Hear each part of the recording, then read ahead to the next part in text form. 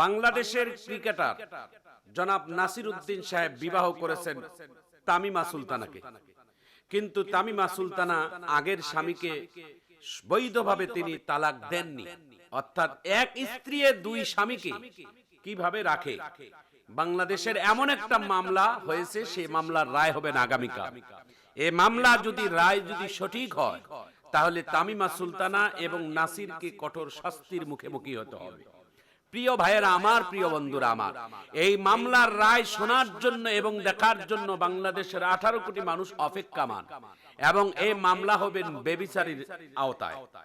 অর্থাৎ এক স্ত্রী দুই স্বামীকে বৈধভাবে রাখার বিধান তো ইসলামে নাই, এবং কোনোভাবেই এটা ইসলাম স্বীকৃতি দেয় না। এটার মামলা হয়েছে, এই মামলার রায়। প্রিয় ভাইয়েরা আমার, প্রিয় বন্ধুরা আমার, বিবাহটা আমি আলোচনা বিভিন্ন সময় করে থাকি।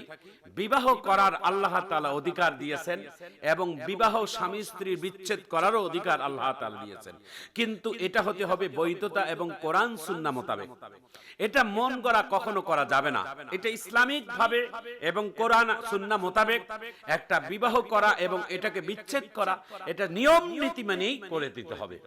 এই নাসিমা সুলতানা কে? এই নাসিমা সুলতানা যিনি তার নিজের স্বামী এবং তার কন্যা সন্তানকে রেখে, অর্থাৎ তার স্বামীকে রেখে আরেকটা বিবাহ করেছেন, তার নাম ক্রিকেটার নাসির।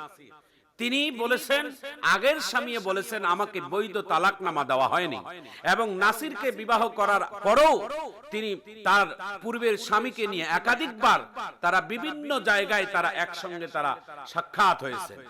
এটা প্রমাণ করেছেন তার নিজের সন্তান, অর্থাৎ তামিমা সুলতানার সন্তানও সার্টিফিকেট দিয়েছেন এবং সাক্ষী দিয়েছেন। প্রিয় ভাইয়েরা আমার, প্রিয় বন্ধুরা আমার, আগামীকাল সেটা মামলার রায় হবে। এই মামলার রায় শোনার জন্য বাংলাদেশের অনেক মানুষ আমরা অপেক্ষামান।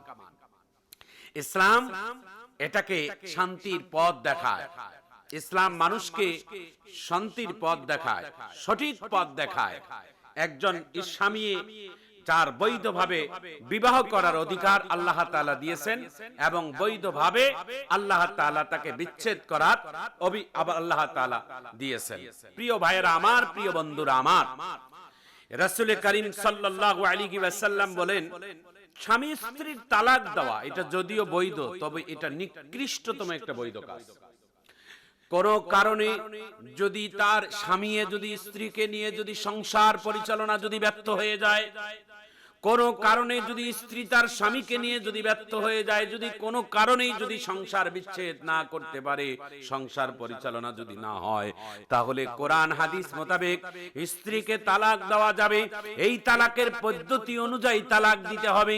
কিভাবে তালাক দিতে হবে, কিভাবে শরীয়ত বলেছে এইভাবে তালাক দেওয়া যাবে। আমার ভাইয়েরা, আমার বন্ধুরা, ইসলাম শান্তির পথ, ইসলাম মানুষকে শান্তির পথ দেখায়, তবে ইসলাম কোনোদিন অশান্তি করে না। ইসলাম মানুষকে সুখ শান্তির পথ দেখায়। প্রিয় ভাইয়েরা আমার, প্রিয় বন্ধুরা আমার, পৃথিবীতে এমন একটি সম্পর্কের নাম, এই সম্পর্কটার নাম হচ্ছে স্বামী স্ত্রীর সম্পর্ক। আল্লাহ তাআলা কোরআনে বলেছেন, হুন্না লিবাসুল লাকুম ওয়া আনতুম লিবাসুল লাহুন্না। পুরুষের পোশাক হচ্ছেন তার স্ত্রী, আর স্ত্রীর পোশাক হচ্ছেন তার স্বামী। অর্থাৎ একজন আরেকজনের হচ্ছেন পোশাক।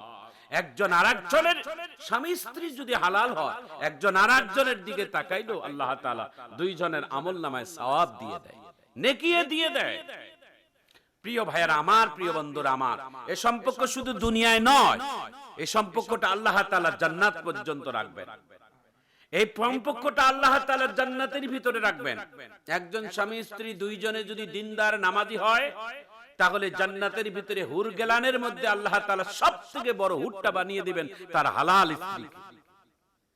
এই জন্য স্বামী স্ত্রীর বিচ্ছেদ হতে হবে হালাল ভাবে, স্বামী স্ত্রীর সম্পর্কটাও হইতে হবে হালাল ভাবে। কোনোভাবে যদি হালাল স্ত্রী স্বামী স্ত্রীর মধ্যে তাদের ঔরস সূত্রে যদি আল্লাহ তাআলা একটা সন্তান জন্ম দেয়, সন্তান যদি আসে পৃথিবীতে, এই সন্তানটাও হচ্ছেন দুজাহানে, দুনিয়া এবং আখিরাতে তাদের জন্য কল্যাণ। দুনিয়াতে একটা নেক সন্তান পৃথিবীতে কেউ যদি রেখে যায়, আল্লাহ রাসূল বলেন, ইযা মাতাল ইনসানু কাতা আনহু আমালুহু ইল্লা মিন সালাসাতিন ইল্লা মিন সাদাকাতিন জারিয়াতিন আও ইলমিন ইউনতাফাউ বিহি আও ওয়ালাদিন সালিহিন ইয়াদউ লা। একটা নেক সন্তান পৃথিবীতে কেউ যদি রেখে যায়, নেক সন্তান শুধু আলেম বলা যাবে না, নেক সন্তান শুধু কোরআনের হাফেজ বলা যাবে না, নেক সন্তান শুধু মুফতি মুহাদ্দিস না, নেক সন্তান একজন সাধারণ ইঞ্জিনিয়ার হতে পারে, একজন সাধারণ কৃষক হতে পারে, একজন কামার হতে পারে, একজন দিন মজুর হতে পারে। নেক সন্তান তাহাকে বলে যে হালাল হারাম মেনে চলে এবং 5 ওয়াক্ত আল্লাহর হুকুম আর নামাজ আদায় করে এবং আল্লাহর যত বিধান সবগুলোকে বিশ্বাস করার নাম হচ্ছে নেক সন্তান। আমার ভাইরা, আমার বন্ধুরা, বনি ইসরাইলের জামানায় আল্লাহর নবী মুসা কালিমুল্লাহ একদিন এক কবরের পাশ দিয়ে যাচ্ছিলেন। কবরের পাশে, কবরের মধ্যে প্রচন্ড আযাব হচ্ছিল। আল্লাহর নবী তুর পাহাড়ে আল্লাহর সাথে কথা বলে যখন ফিরে বেরেন, ওই ফিরার পথে আবার সেই কবরের পাশ থেকে আসছিলেন। আসার পথে দেখে একই কবরে যাওয়ার পথে ছিলেন আযাব, আবার আসার পথে ওই কবরের মধ্যে হয়েছে জান্নাত। মুসা আলাইহিস সালাতু সালাম ওই কবরের পাশে কিছুক্ষণ দাঁড়িয়ে বললেন, হে এলাকাবাসী, এই কবরের ভিতরে কে ছিল বলে আমাদের একজন এলাকার লোক বলে আমি একটু তার বাড়িতে যেতে চাই। মুসা আলাইহিস সালাতু সালাম তার বাড়িতে গেলেন, যে দেখলেন তার বিবি আর তার সন্তান। বলছেন, আমি এই জামানার পয়গম্বর, আমার নাম মুসা। আমি যাওয়ার পথে তোমার স্বামীর কবরের মধ্যে প্রচন্ড আযাব আমি দেখতে শুনতে পেরেছি। আমি নবী, আমি তোমার স্বামীর কবরের আযাব শুনতে পেরেছি। আমি তুর পাহাড়ে আল্লাহর সাথে কথা বলে ফিরার পথে একই কবরের মধ্যে কয়েক মিনিটের ব্যবধানে আমি আবার তোমার স্বামীর কবরে আল্লাহর জান্নাতের শান্তির আওয়াজ আমি পেয়েছি। তো এত অল্প সময় জাহান্নাম থেকে জান্নাতের ব্যবস্থা কিভাবে করলো আমি জানার জন্য তোমার বাড়ি পর্যন্ত আসলাম। মুসা আলাইহিস সালাতু সালাম যখন জানতে চাইলেন, ওই ভদ্র মহিলাটা ডাক দিয়ে বলেন, ও আমার স্বামী মারা যাওয়ার পরে হয়তো তার আমল ভালো কিছু ছিল না, কিন্তু তার রেখে যাওয়া, আমার স্বামী যখন মারা যায়, আমার স্বামীর ঔরসত্বে আমার পেটের ভিতরে একটা সন্তান আল্লাহ তাআলা দিয়েছেন। আমার স্বামীর ঔরসে আমার সন্তান পেটের ভিতরে ছিল।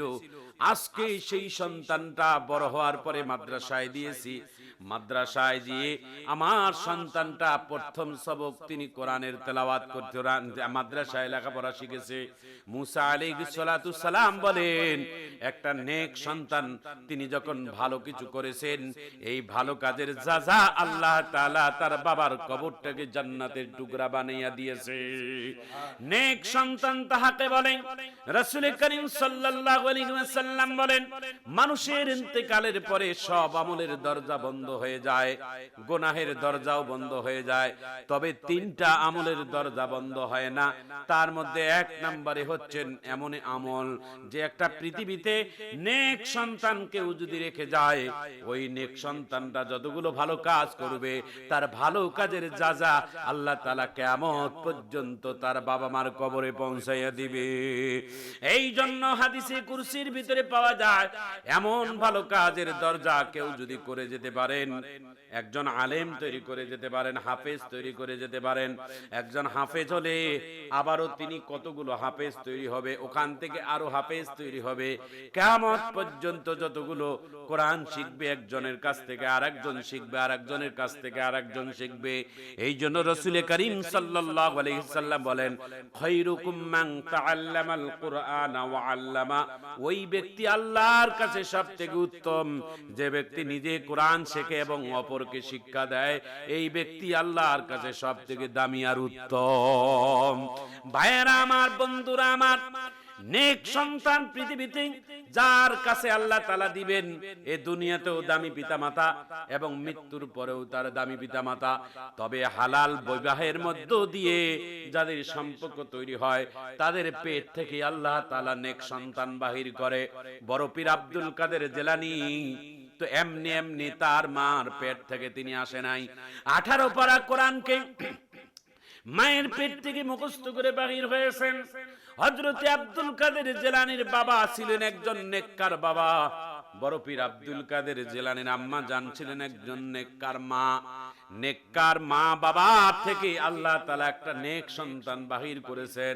বাংলায় একটা প্রভাত আছে, গাছ ভালো তার ফল ভালো, বীজ ভালো তার ফসল ভালো, ওস্তাদ ভালো তার ছাত্র ভালো, পীর ভালো তার মুরিদ ভালো, বাবা মা ভালো তার সন্তান ভালো, সরকার ভালো তার জনগণ ভালো।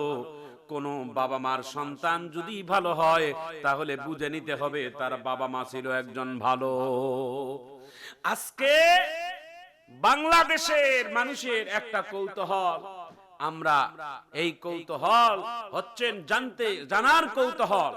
বাংলাদেশের ক্রিকেটার নাসির উদ্দিন এবং বাংলাদেশের সেই তার স্ত্রী হচ্ছেন শামীমা আক্তার, তিনি একজন মহিলা দুইজন স্বামীকে কিভাবে রেখেছেন, এটাকে মামলা হয়েছেন, সেটার মামলার রায় হবে আজকে।